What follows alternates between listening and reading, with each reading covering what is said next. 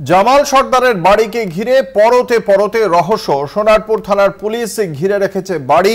এই জামাল সর্দারের বাড়ির ভেতর এবং বাইরে মিলিয়ে মোট 50টি সিসিটিভি ক্যামেরা লাগানো রয়েছে।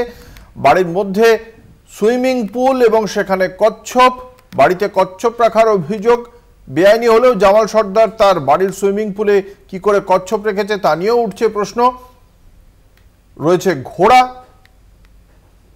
এই জামাল সর্দারের বিরুদ্ধেই অভিযোগ উঠেছিল যে তার বাড়িতে ডেকে সালিশি সভা বসাতো, মহিলাদের পায়ে শেকল বেঁধে রাখার অভিযোগ উঠেছিল এবং সেই অভিযোগ পাওয়ার পরে পুলিশ প্রাথমিকভাবে তদন্ত করেনি বলে অভিযোগ ওঠে প্রশাসনের বিরুদ্ধে। কিন্তু এরই মধ্যে জামাল সর্দার কিন্তু সেখান থেকে পলাতক।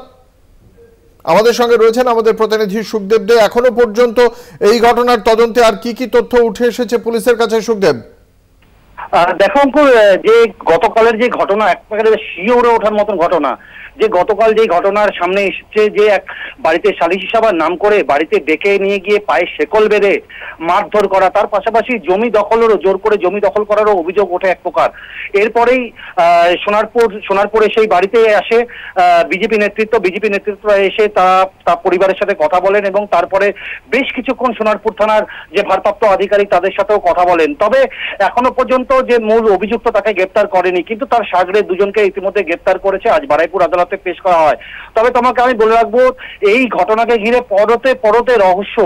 যেমন তোমাকে আমি বলে রাখি যে যেই বাড়িটি প্রাসাদপূর্ণ বাড়ি তৈরি করেছে, এলাকার মানুষরা বলছেন যে মানুষের জমি জমা লুট করে এই প্রাসাদপূর্ণ বাড়ি তৈরি করেছে এবং তার পাশাপাশি বাড়িতে টোটাল বাইরে এবং ভিতরে মিলে প্রায় 50টির মতন সিসিটিভি ক্যামেরায় মোড়া রয়েছে এবং বাড়িতে একটি সুইমিং পুল রয়েছে। সেই সুইমিং পুলের মধ্যে যেখানে দেখা যাচ্ছে যে জ্যান্ত কচ্ছপ, জীবন্ত কচ্ছপ রয়েছে, প্রায় 7 থেকে 8টি কচ্ছপ সেখানে রয়েছে, যেটা একেবারে বেআইনি বাড়িতে রাখা এই কচ্ছপ। এলাকার মানুষরা যেখানে প্রশ্ন তুলছেন যে কি করে বাড়ির মধ্যে জীবন্ত কচ্ছপ সেখানে রাখতে পারে একজন ব্যক্তি। তবে এই যে জামাল সর্দার, যার বিরুদ্ধে অভিযোগ, তিনি কিন্তু এক প্রকার তৃণমূল কর্মী হিসাবে এলাকায় পরিচিত বলে সাধারণ মানুষরা জানাচ্ছেন। তবে এই ঘটনাকে কেন্দ্র করে এলাকায় যথেষ্ট উত্তেজনা রয়েছে।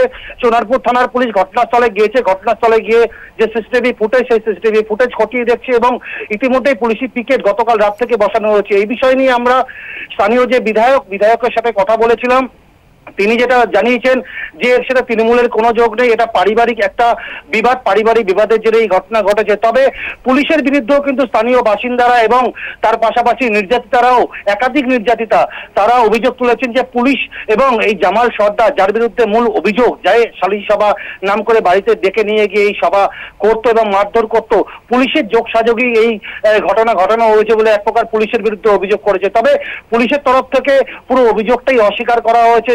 পুলিশের তরফ থেকে যেটা বলা হয়েছে যেটা পুরোটাই পারিবারিক বিবাদ, এর মধ্যে কোনো রাজনৈতিক যোগ নেই। তবে ঘটনার পর থেকেই এখনো পর্যন্ত অধরা রয়েছে এই মূল জামাল সর্দার, এখনো পর্যন্ত তার খোঁজ চালাচ্ছে পুলিশ।